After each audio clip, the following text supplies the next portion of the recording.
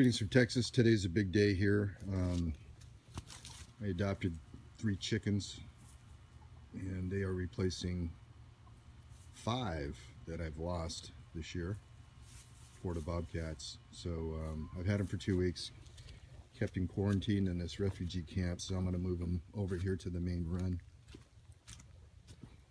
So I just rearranged this self-feeder, moved it over, and added this water. I have those 2 self-feeders, so it'll be the new chickens' first night in their new home. We'll see how it goes.